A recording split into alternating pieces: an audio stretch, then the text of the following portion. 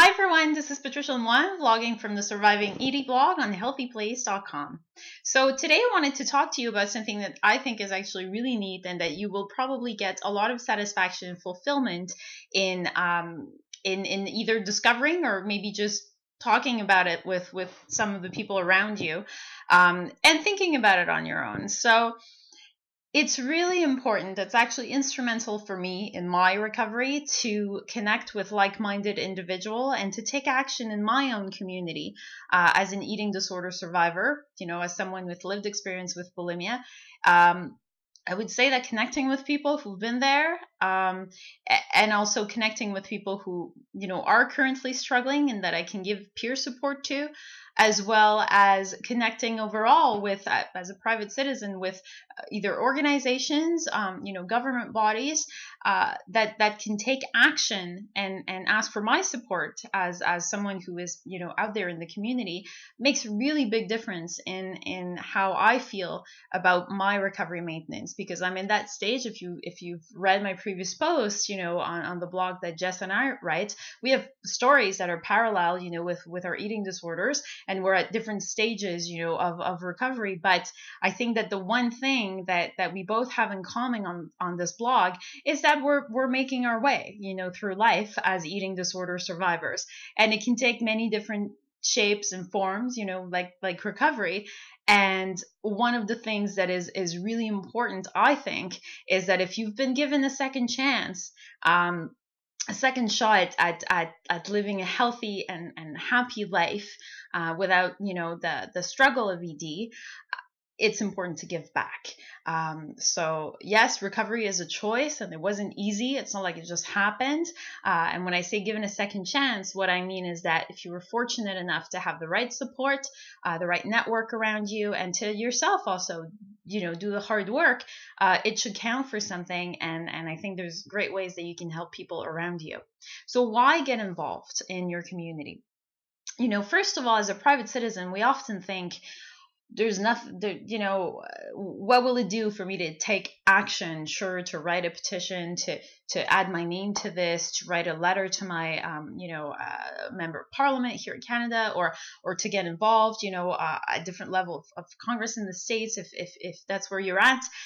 And I think that we get caught up in what will it do in the bigger scheme of things.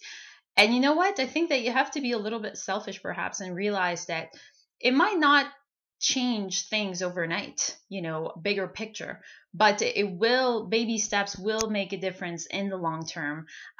When you find yourself being involved and taking action, it definitely will. You will share your story, or you will hear the story of others, and volunteering and devoting some of your time to a worthy cause, and in this case, I'm more talking about, something that's related to mental illness and mental health, and more specifically, eating disorders.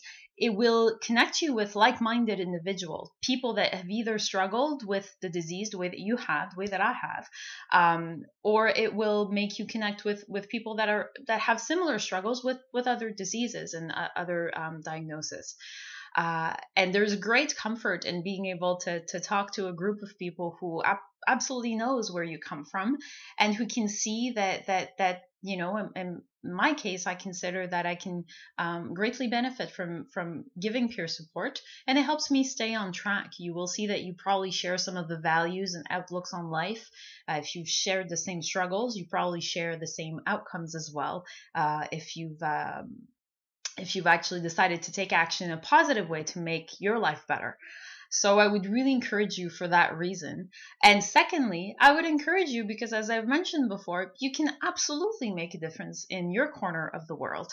I've been very fortunate in connecting over time with organizations and government bodies that have really given me the space to open up and share my story and be part of national strategies that really do make a difference. I'll probably talk more about that in the upcoming weeks, because I have a couple of things that I'm really fortunate to be involved in and be given the opportunity to speak in front of a group of people and share my story. So I will share more about that in a couple of weeks when a few things kind of take place. But in the meantime, I want to tell you that don't think that because things don't change overnight that it won't make a difference, that your involvement won't, because it does over time. And of course, it's easy for all of us to remain silent, about things like mental illness or eating disorders, and just kind of like suffer in silence. Nothing will change if we do that.